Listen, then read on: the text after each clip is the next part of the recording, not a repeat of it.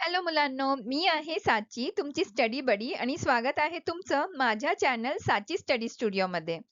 मुलांनो, आपण सोडवत आहोत इयत्ता 5वी ची Marathi revision worksheet. Half yearly असेसमेंटसाठी म्हणजे 6माही परीक्षेसाठी. पहिल्या पार्टमध्ये आपण प्रश्न पहिला ते प्रश्न 10वा सोडवलेले आहेत. आता आपण सुरुवात करणार आहोत 11व्या प्रश्नापासून. तर चला, करूया मराठीची उजळणी. प्रश्न 11वा. खालील पठित उतारा वाचून योग्य विकल्प निवडून प्रश्नांची उत्तरे लिहा. तर इथे आपल्याला न्यूटन ह्या पाठातील एक उतारा दिलेला आहे. मी तुम्हाला पहिली ओळ आणि शेवटची ओळ वाचून दाखवते. पुस्तकातून तुम्ही तो उतारा व्यवस्थित वाचा, म्हणजे तुम्हाला प्रश्नोत्तरे कळतील. शालेय जीवनात आपण अनेक विषयांचा अभ्यास करतो. ही झाली पहिली ओळ आणि शेवटची ओळ आहे ह्या उतार्याची. यातून त्याने वाऱ्याचा वेग मोजला. ठीक आहे, आता पाहूया ह्याच्यावर आधारित प्रश्नोत्तरे. पहिला प्रश्न आहे, सर आयझॅक न्यूटन कोणत्या देशात जन्मले? पर्याय आहेत अ अमेरिका, ब इंग्लंड, क फ्रान्स आणि ड जर्मनी. उत्तर आहे England. Sir Isaac Newton England देशात जन्मले. दुसरा प्रश्न, न्यूटनने लहानपणी कोणत्या गोष्टींचे वर्कशॉप थाटले होते? पर्याय आहेत अ चित्रकला, ब हत्यारे, क खेळणी आणि ड वस्त्र निर्मिती. उत्तर आहे हत्यारे. न्यूटनने लहानपणी कोणत्या गोष्टींचे वर्कशॉप थाटले होते? तर उत्तर आहे हत्यारे. तिसरा प्रश्न, न्यूटनने वाऱ्याचा वेग मोजण्यासाठी काय केले? पर्याय आहेत अ मैदानावर उडी मारली, ब यंत्रे चालवली, क खेळ खेळला आणि ड घराच्या खिडक्या लावल्या. तर योग्य पर्याय आहे मैदानावर उडी मारली. न्यूटनने वाऱ्याचा वेग मोजण्यासाठी मैदानावर उडी मारली. चौथा प्रश्न, न्यूटनने कोणत्या प्रयोगात वाऱ्याच्या वेगाचा अभ्यास केला?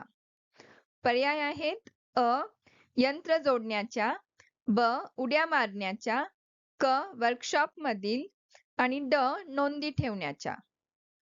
योग्य उत्तर आहे उड्या मारण्याच्या. न्यूटनने कोणत्या प्रयोगात वाऱ्याच्या वेगाचा अभ्यास केला? तर उड्या मारण्याच्या. पाचवा प्रश्न, न्यूटनची शाळेत कशी प्रगती होत होती? पर्याय अ खराब, ब सरासरी, क चांगली आणि ड अत्यंत खराब. तर योग्य उत्तर आहे चांगली. न्यूटनची शाळेत चांगली प्रगती होत होती. 6वा प्रश्न, न्यूटनने वाऱ्याचा वेग मोजण्यासाठी कोणत्या दिशेला उडी मारली? पर्याय अ पूर्व, ब पश्चिम, क वाऱ्याच्या दिशेने आणि विरुद्ध दिशेने आणि ड फक्त वाऱ्याच्या दिशेने. तर योग्य पर्याय आहेत वाऱ्याच्या दिशेने आणि विरुद्ध दिशेने. न्यूटनने वाऱ्याचा वेग मोजण्यासाठी कोणत्या दिशेला उडी मारली?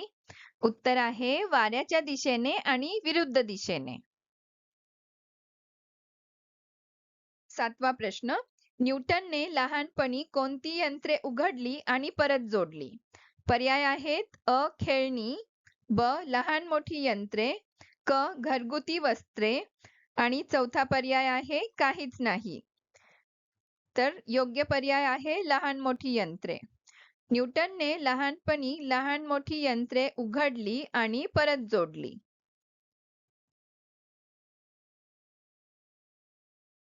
आता वळूया 12व्या प्रश्नाकडे. खालील पठित कविता वाचून योग्य पर्याय निवडून प्रश्नांची उत्तरे लिहा. तर इथे आपल्याला प्राजक्ताची फुले या कवितेतील काही ओळी दिलेल्या आहेत. तुम्ही ती कविता पाठ्यपुस्तकातून व्यवस्थित वाचा, म्हणजे तुम्हाला प्रश्नोत्तरे कळतील. मी तुम्हाला इथे दिलेल्या ओळी वाचून दाखवते. टपटप पडती अंगावरती प्राजक्ताची फुले आणि शेवटची ओळ आहे गाणे अमुचे लुकलुक तारा.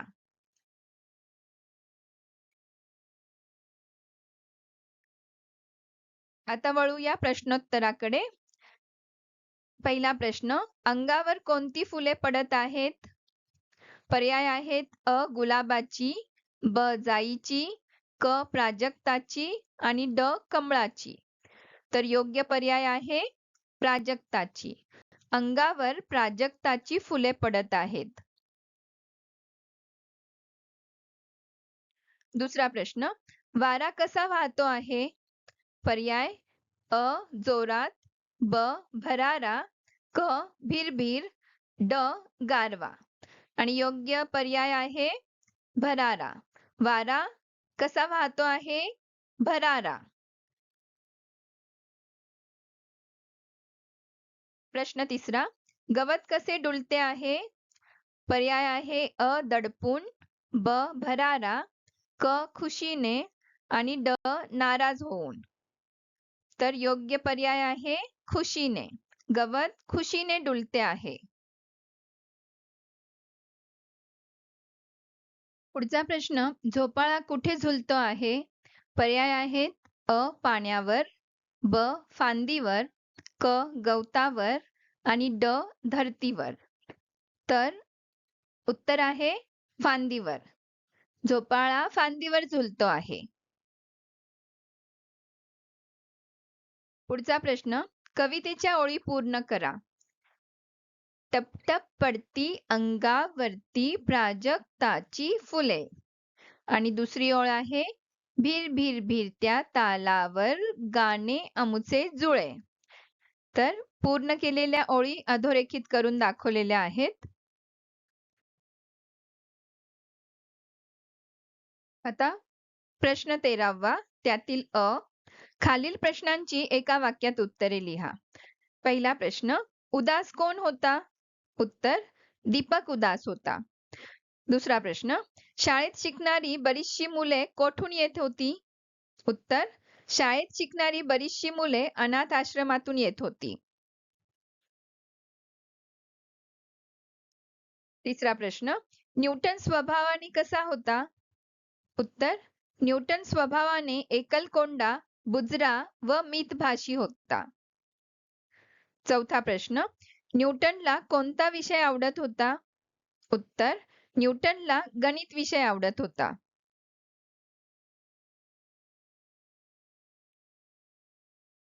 पाचवा प्रश्न, खात्यात काय जमा होते? उत्तर, खात्यात व्याज जमा होते. सहावा प्रश्न, आकाश व बाबा कुठे गेले होते? उत्तर, आकाश व बाबा बँकेत गेले होते. आता पुढचा प्रश्न 13 ब, रिकाम्या जागी योग्य शब्द लिहा. पहिलं वाक्य, बिरबलाचे टिंबटिंब उत्तर ऐकून बादशाह मनातून खजील झाला. उत्तर आहे चपखल. बिरबलाचे चपखल उत्तर ऐकून बादशाह मनातून खजील झाला. दुसरं वाक्य, तुला शाळेत सोडण्याआधी मला टिंबटिंब काम आहे. उत्तर, बँकेत. तुला शाळेत सोडण्याआधी मला बँकेत काम आहे. तिसरं वाक्य, टिंबटिंब हा त्याच्या आवडीचा विषय होता. उत्तर, गणित. गणित हा त्याच्या आवडीचा विषय होता.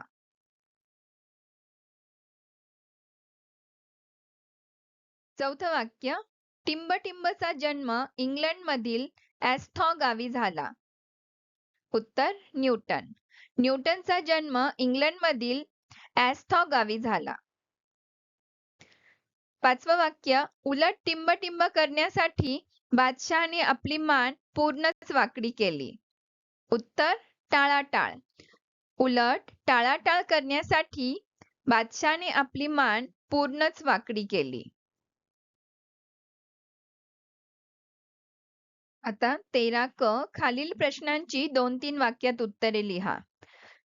पहिला प्रश्न, लहानपणी न्यूटन कोणत्या गोष्टी करत असे? उत्तर, लहानपणी न्यूटन लहान मोठी यंत्रे उघडून ती परत जोडणे, ती कशी चालतात त्याचे निरीक्षण करणे व त्याच्या नोंदी ठेवणे अशा गोष्टी करत असे.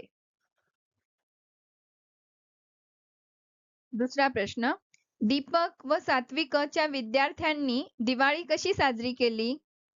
उत्तर, दीपक व त्याच्या मित्रांनी फटाके न घेता त्या पैशातून अनाथ आश्रमातील मुलांसाठी नवीन कपडे घेतले. प्रत्येकाने घरातून फराळाचे पदार्थ घेऊन त्याची पाकिटे व उटण्यांची पाकिटे त्या मुलांना वाटली. मुलींनी त्या अनाथ मुलांना भाऊबीजेला ओवाळले. अशा प्रकारे दीपक व त्याच्या मित्रांनी दिवाळी साजरी केली.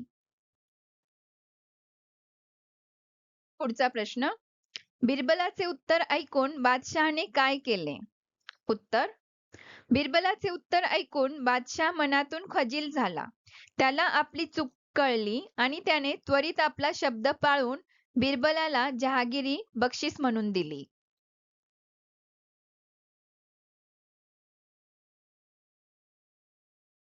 प्रश्न 14वा त्यातील अ. खालील प्रश्नांची एका वाक्यात उत्तरे लिहा. पहिला प्रश्न. कवींना कोण शहाणे वाटतात? उत्तर. कवींना जे गाणे गातात ते शहाणे वाटतात. 2. गवत कसे डुलत आहे? उत्तर. गवत खुशीने डुलत आहे. तिसरा प्रश्न. प्राजक्ताची फुले कुठे पडत आहेत? उत्तर. प्राजक्ताची फुले अंगावरती पडत आहेत. चौथा प्रश्न. सूर कोठे वाहत आहेत? उत्तर. सूर दूर दूर वाहत आहेत. पाचवा प्रश्न. स्वतःची चिंता कोण करत नाहीत? उत्तर. स्वतःची चिंता सैनिक करत नाहीत. सहावा प्रश्न. ऊन सावली काय विणत आहे? उत्तर. ऊन सावली जाळी विणत आहे. आता पाहूया 14ब. रिकाम्या जागी योग्य शब्द लिहा. इथे आपल्याला शब्द दिलेले आहेत. चिंता, सीमेवर, भारत, रक्षण, देशाची आणि छातीवर. पहिली ओळ आहे नाही स्वतःची टिंब. उत्तर आहे चिंता. नाही स्वतःची चिंता. दुसरी ओळ आहे सुरक्षित टिंब सारा. उत्तर भारत. सुरक्षित भारत सारा. तिसरी ओळ उभे सैनिक टिंब. उत्तर सीमेवर. उभे सैनिक सीमेवर. चौथी ओळ देशाचे टिंब करत. उत्तर रक्षण. देशाचे रक्षण करत.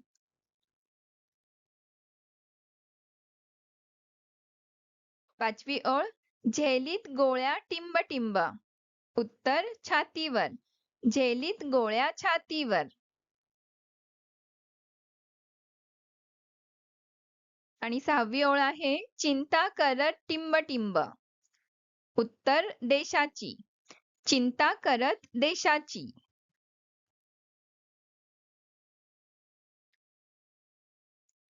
आता 14क. खालील प्रश्नांची 2-3 वाक्यात उत्तरे लिहा. पहिला प्रश्न. गवत कसे व केव्हा डुलते? उत्तर. जेव्हा जोरात वारा येतो तेव्हा गवत खुशीने डुलते. दुसरा प्रश्न. यमक जुळणाऱ्या कोणत्याही 4 जोड्या लिहा. उत्तर. फुले डुले, तारा वारा, जुळे खुळे, सूर दूर.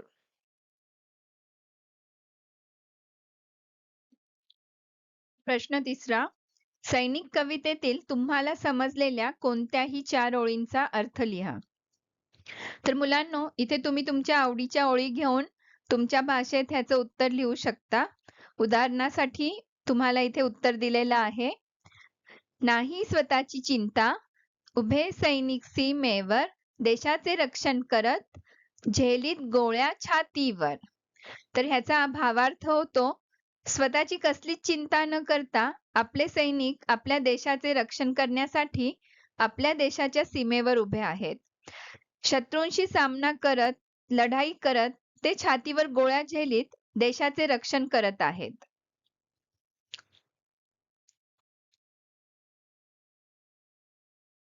तर मुलांनो, इथे आपण आता सोडवली आहे इयत्ता 5वीची मराठीची रिव्हिजन वर्कशीट 6 माही परीक्षेसाठी म्हणजे हाफ इयरली असेसमेंटसाठी. यातील आपण प्रश्न सोडवले 11 ते 14. निबंध लेखन आणि चित्रवर्णनसाठी आपण भेटूया नेक्स्ट व्हिडिओमध्ये. तोपर्यंत thank you for watching. Keep watching and keep studying. Please like, share and subscribe. And don't forget to study smart and shine like a star. All the best, children, for your exam. Bye bye.